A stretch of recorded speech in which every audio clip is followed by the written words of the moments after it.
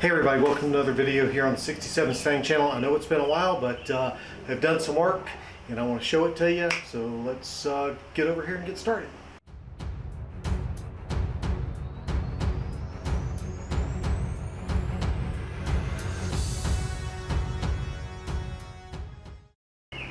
Okay guys, as I said, I know it's been a while since I've had a video up.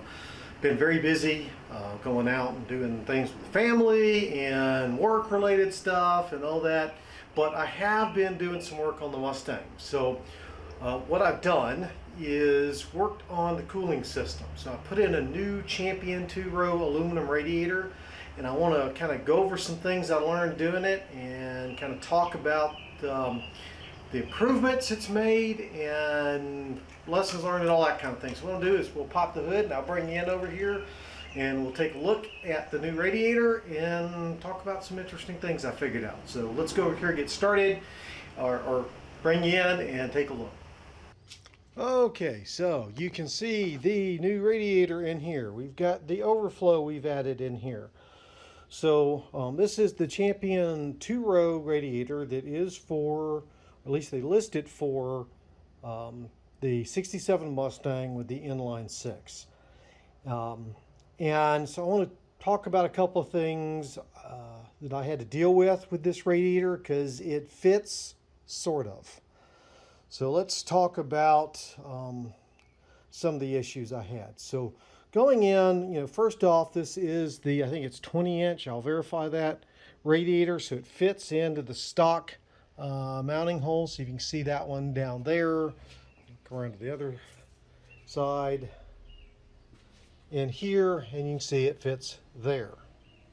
So we're going to pause here because, okay, I'm back. Sorry, that was my mother-in-law pulling up. We're actually celebrating my great niece's 14th birthday today, so she showed up a bit early. Okay, anyway, back to the radiator here. So it does mount right in and fits really well as far as the mounting points go.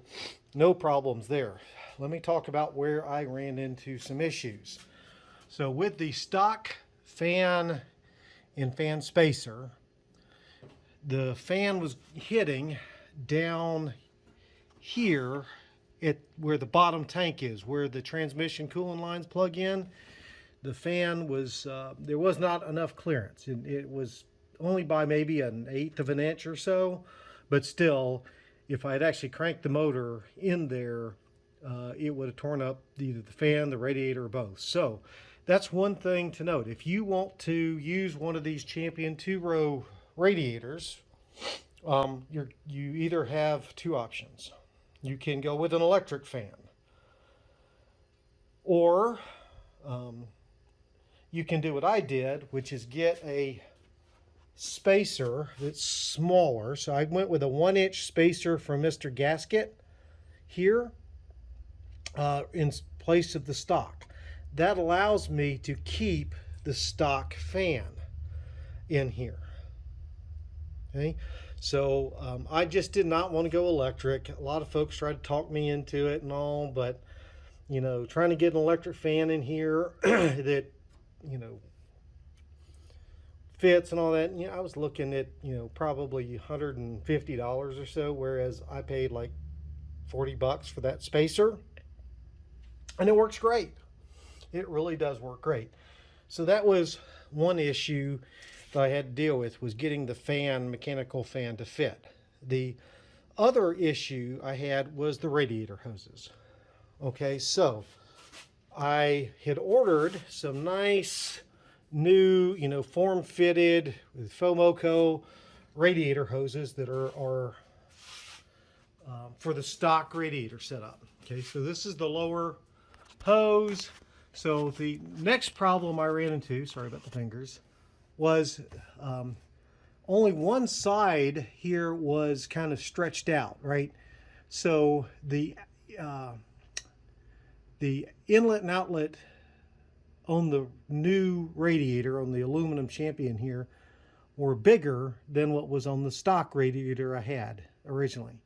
So, and the new radiator hose here was not stretched like it was where it plugs up here to the water pump. It was smaller. So I had to enlarge or stretch that radiator hose out a bit. Now, how did I do that? Well, I got some water boiling and soaked the end of the hose for a bit to get it more pliable. And then I actually used, let me go find it. I think it's, yep, hanging up over here. So look over here. You see the squirt bottle right here? See how it's cone shaped here? Well, I took the squirter top off, obviously, and I would push the hose down a little bit further each time over here, let it cool, heat it back up, push it down a little further to stretch it out. Now, some folks warned me about that, but I figured as long as I didn't stretch it out, so go back to the car, more than what was done to fit it on the water pump, I was okay. That's really all I did. Oops. But I finally got it to fit using that method by stretching it out and getting it on there. No problems so far. It fits on there fine. Now you'll notice I have what somebody called the flexi hose up here. So the reason I have that, because I did have or do have one of the formed hoses like that. The problem is this outlet, inlet, whatever on the new ray, I guess it's the inlet, is further over, right? So on the original radiator, it's somewhere about here. This is over a good inch or so here. So the stock hose that I got for it doesn't fit. And so I went back and I had put these flexi hoses on there when I first got it running. So I put that back on there and I haven't swapped them out, but that's okay. So anyway, those are some of the issues I ran into with going with this Champion radiator. Now, why did I not go back with just a stock copper radiator? Costs are not that much different between that and this one. So what I'm going to tell you is why I did that. So a lot of folks I talked to online and friends and stuff like that said that aluminum radiators really do cool better. They have better heat transfer and all that. So I can tell you with the stock radiator I had, which was, as far as I know, the original radiator, I was running at, I think I got up to about 205 to 210, somewhere in that range, degrees when it was running, sitting in traffic and all that. So because I have been driving this car, and I'll tell you more about that in another video. So now that I put this aluminum radiator in, and I've driven it a good bit, I've probably driven close to 100 miles with this new radiator in various situations so far, and it has not gotten above standard running 175 degrees once the thermostat opens. Oh, and that's the other thing I did. So I replaced the original 195 degree thermostat, which is, I guess, the stock thermostat, with a 180 degree. So I put a new 180 degree thermostat in there, which allows it obviously to open sooner.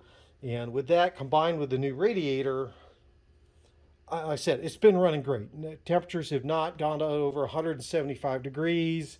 I've been, like stop and go traffic. I've been on, keeping it up at 55, 60 miles an hour, going down the highway. I've, been in a lot of different situations so far. And again, only about 100 miles, not a whole lot, but so far this radiator's been doing great. And I don't even have a fan shroud on it. So I'm very happy with making the switch to this radiator. I flushed the system out pretty good. It's not 100%. One of the other things I did get to help get the air out of the system, and I would recommend this to anybody if I can pull this out without dumping it all out, is one of these filler setups. So it's got a bunch of different fittings, caps, and all that fit on the radiator, because this will sit here like so, and then as you fill the radiator and you run the engine, it allows the air to escape out of the system, which was not something I realized was a problem or something you needed to be concerned about, but it apparently is. So recommend getting one of those on there. And again, trying to get that so it doesn't spill out everywhere. Put that back there. Okay. And again, I added this overflow here so that, when this does overflow, it goes into here instead of just on the ground. So it's more, environmentally sound, but it also doesn't let coolant just run out everywhere. So that was a nice addition to the car, and that's the Scott Drake one. You can see here how I have mounted it. So it's got two brackets here and here, and then if you come around here, as I knock over my light, if you come around here, it just use brackets are adjustable. So I just mounted it in some of the holes that were on the radiator bracket, and then you just run the hose from here down along where the overflow hose used to be, and then it comes back up into the bottom there. So it'll overflow as needed, pardon me, to keep things going. So overall, if you're going to upgrade your stock radiator, this Champion 2-row has been a pretty good one so far. The other thing I've got, I haven't installed, I probably won't, because right now, I have two things. So first, I actually bought, and it was on back order, and it didn't arrive till the other day. Let's see, this 6-bladed fan. This was for the inline 6 if you ran air conditioning. So when I eventually get around to adding air, I intend to install this. Put that back. And then back here in a box, sitting right there, I have a fan shroud. So I haven't needed it yet, but I'm probably going to go ahead and install it at some point. And it just mounts in there. Got that from Jegs, I think. So, somebody else has pulled up, so I'm going to pause and we'll come back in a second. Okay, so as I said, I've got the fan shroud here to go on, and it just, is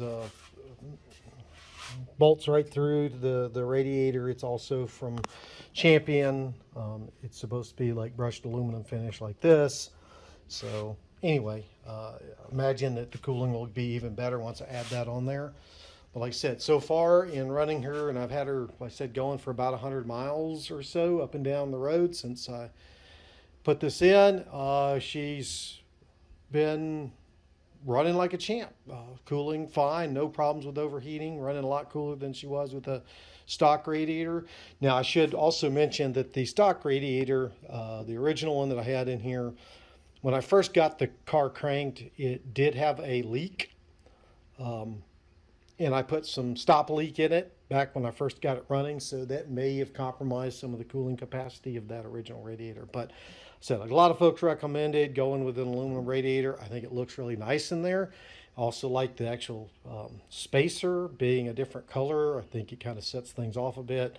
That's me. So far so good. With the new Holley EFI system on there, the new cooling system on there. I also replaced, I don't know if you see them down there, the transmission cooler lines. So those were the last of the lines, because all the brake lines, fuel lines, all of that had been replaced. So that was the last.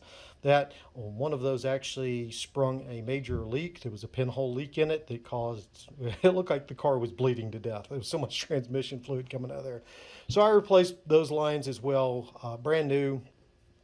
So really, the car's in pretty dang good mechanical shape. I would like to get somebody that knows how to really tune these Holley systems to come help me with that, because I don't know how to tune them. And though it runs really good to me, I think it could run better with somebody that knew more what they're doing than I do. I just followed the stock setup settings, and I still, anyway, I think my IAC is still a little high and not set properly, and some other things. But overall, she runs really, really good. It's been fun having her out on the road. So anyway, with that, we're going to go ahead and call it a video. I really do recommend this Champion radiator. Like I said, it's not a direct fit.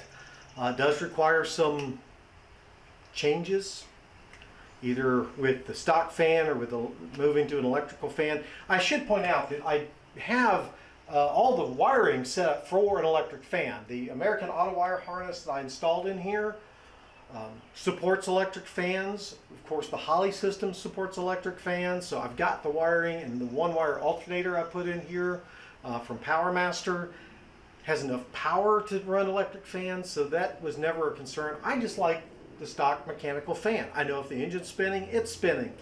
I don't have to worry about it.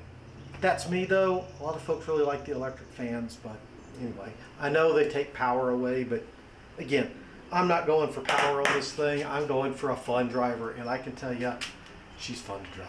So that, if you like the channel, please subscribe. We are going to do a few more things. Videos aren't going to be coming out as frequently because, well, I spent the last 3 years getting her running and driving, and she's pretty much there. The last big thing I've got to do really is the steering box. I've got to figure out what to do. I've got a rebuild kit for it, but that's a lot, pulling the whole steering column out to deal with that. I may just try to adjust it. I don't know yet. We'll figure that one out. So with that, guys, again, if you liked it, subscribe, get a thumbs up. Leave comments down below if you have any ideas, suggestions, or whatnot. So with that, it is Memorial Day, so please take a moment, or at least when I'm recording this, it's Memorial Day. Anyway, again, I hope you take a moment to remember all of those that paid the ultimate sacrifice, at least here in the U.S., for the freedoms we get to enjoy. Freedom is not free. Never has been, never will be. So please take a moment to remember that as you enjoy this holiday and whatnot. So with that, guys, I'll see y'all in the next video.